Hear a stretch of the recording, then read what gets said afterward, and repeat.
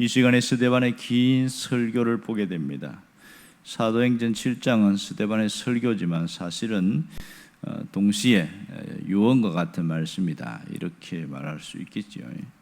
이미 살펴본 대로 이 스데반의 설교에는 특징이 있는데, 하나는 이스라엘의 역사를 이야기하고 있습니다. 또 하나는 그들의 문화권인 히브리 문화에 대해서 이야기를 합니다. 세 번째는 등장인물들을 크게 보면 두 사람입니다. 바로 아브라함과 모세, 이렇게 정리할 수 있습니다. 이들은 그들에게 국부와 같은 존재들입니다. 아브라함은 믿음의 근거가 되는 조상이 되었고, 하나님의 선택받은 민족이라는 근거의 시작이고요, 모세로부터는 하나님의 율법을 받았다는, 특별히 자기들만 율법을 받았다는 높은 자부심을 갖게 했습니다. 결국은 이 둘을 통해서 이 유대민족의 선민의식의 뿌리가 나타나기 시작합니다. 아브라함과 모세를 통해서 우리는 특별한 선민이다, 하나님의 선택받은 사람이다, 그렇게 여기고 지금까지 내려왔는데, 오늘 스데반은 조금 다른 각도에서 아브라함에 대한 이야기를 합니다. 2절을 보면 아브라함이 어디서 하나님의 부름을 받았는지 그에 대해서 이야기를 하고 있습니다. 먼저 인물을 드러내면서 우리 조상 아브라함을 먼저 끄집어내는 것이 대단히 중요합니다. 만일 여기서 설교하면서 예수 그리스도가 이랬으면 길을 닫아버렸을 겁니다. 그러나 아브라함을 끄집어내니까 길을 열고 들을 수밖에 없는 것이지요. 왜냐하면 아브라함 이야기할 땐 그들은 굉장히 엄숙하고 조용해지는 것을 잘 알고 있거든요. 또 하나는 지명을 끝냅니다. 어디서 움직였냐? 이 두 곳이 나오는데, 오늘 2절에 보면 하란과 메소포타미아 이렇게 나옵니다. 하란은 이미 메소포타미아에서 떠나는 이후에 잠시 머문 곳이고, 이 메소포타미아는 그 다음 나오는 것처럼 갈대아 우르입니다. 갈대아 우르 지역에서 출발한 것을 알 수가 있습니다. 그때의 영광이 하나님이 그에게 보여, 하나님이 나타날 때는 하란이 아니라 이 갈대아 우르, 다시 말해서 메소포타미아에서 하나님이 나타났다는 것을 알 수가 있지요. 이것이 뭘 얘기하냐면, 아브라함도 처음에는 이방인이었다, 그 얘기를 시사하고 있습니다. 그러면 스데반이 아브라함 이야기를 끄집어내는 목적이 무엇일까요? 먼저 이 아브라함은 신앙의 모델이라는 것을 먼저 인정해 주고 있습니다. 아브라함의 믿음에 대해서 들추어내고, 이 과정 가운데 아브라함의 믿음이 도대체 어떻게 형성되었으며 어떻게 그가 믿음의 조상이 되었는가, 이 긍정적인 측면을 끄집어냅니다. 아브라함의 믿음의 가장 중요한 것은 약속입니다. 약속. 오늘 믿음을 말할 때에는 제일 먼저 이 아브라함 믿음을 말할 때에는 약속을 말하지 않을 수가 없는 거예요. 아브라함 탁 이야기하면 하나님의 약속, 이것을 떠올리게 될 수밖에 없지요. 자, 3절과 4절은 그 내용을 이야기하고 있습니다. 아브라함이 하나님의 지시함을 따라서 고향과 친척을 버리고 지금 이곳 하란에서 오늘 이 땅, 가나안 땅까지 옮겨진 이야기를 말하고 있습니다. 이때 놀라운 것은 하나님의 부름에 순종해서 고향을 등지고 이 가나안으로 왔다는 것이 놀랐습니다. 문제는 이렇게 하나님이 직접 불러냈으면 깜짝 놀란 만한 뭔가를 주시고 그렇게 준비를 하셔야 되는데, 가나안에 와보니까 아무것도 없는 거예요. 그의 기대감과는 전혀 생판 다른 모습이라는 것을 알게 됩니다. 5절을 한번 보십시오. 그러나 여기서 발붙일 만한 땅도 유업으로 주지 아니하시고, 다만 이 땅을 아직 자식도 없는 그의 후손에게 소유로 주신다고 약속하셨으며, 이렇게 나오고 있습니다. 하나님이 친히 인도해서 온 이 가나안 땅인데 단 한 평의 땅도 아브라함에게 주지 않았다는 것이 특징입니다.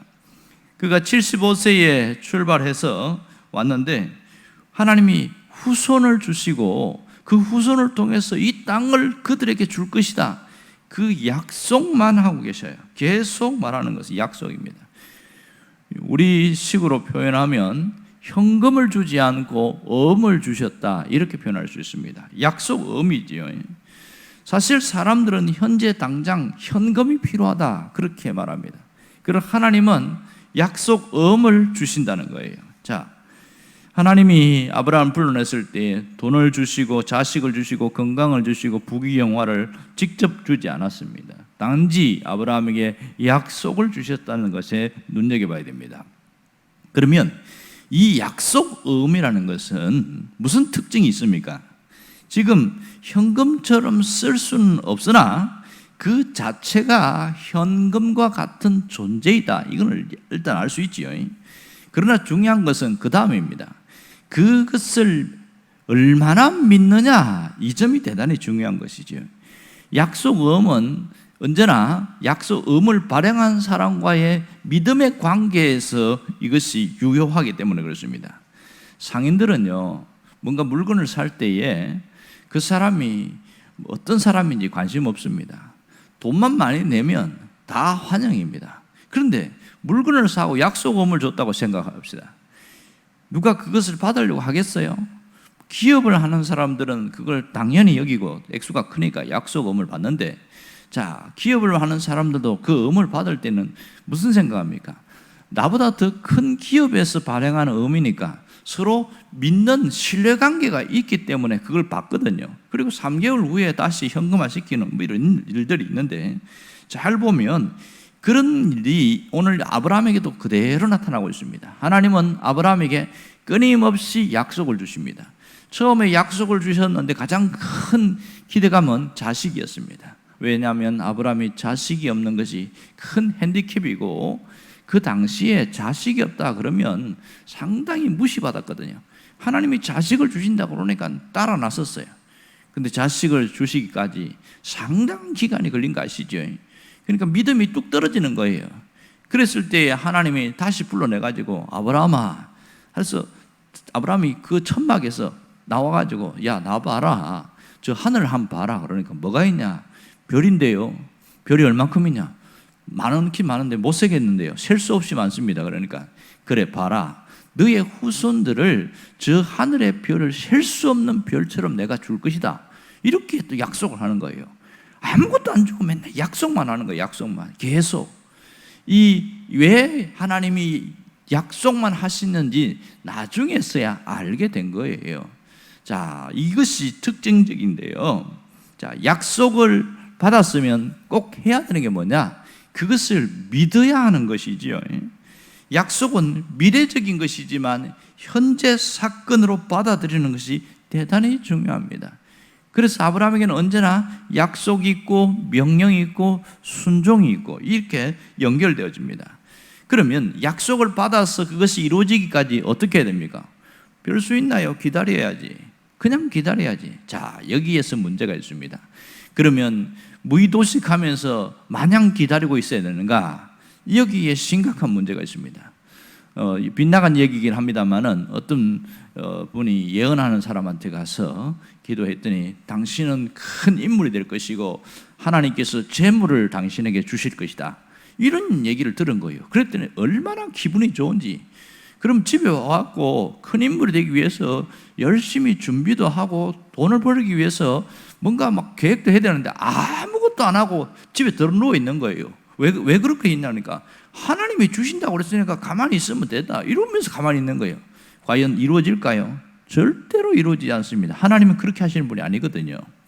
이 기다림 속에서는 무의도식하면서 기다림이 아니라 재창조를 위한 기다림이 있어야 됩니다. 성숙을 위한 기다림이 있어야 됩니다. 이것을 모르면 성경을 잘못 아는 것이지요.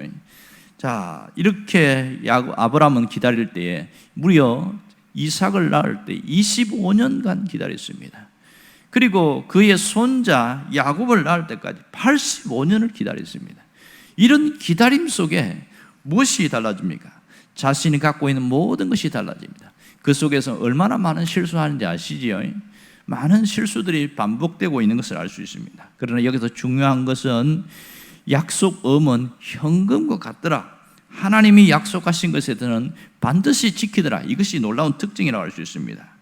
지금 스데반이 강조한 게 뭐냐면 성전보다 더 중요한 게 하나님이고 성전 제사보다 더 중요한 게 하나님의 말씀이다.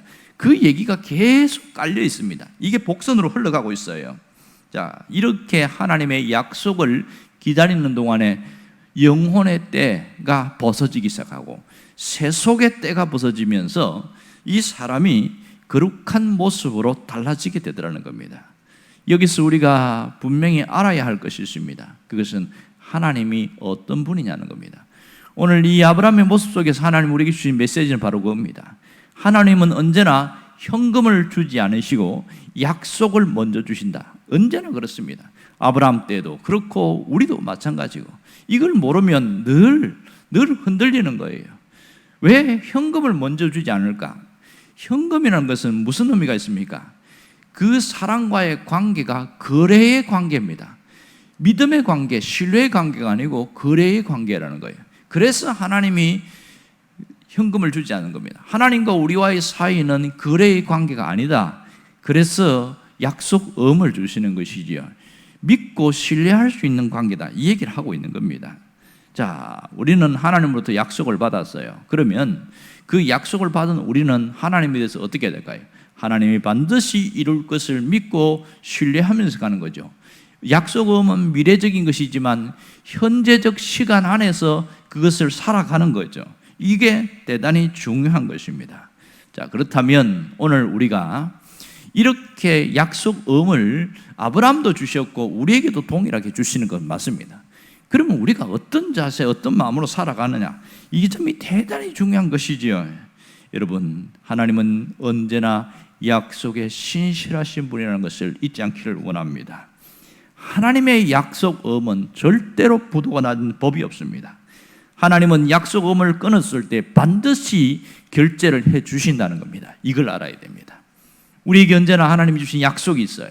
그 약속에 하나님이 반드시 결제를 하시는데, 문제는 우리가 그 약속이 이루어지기까지 기다리는 것이 대단히 중요합니다.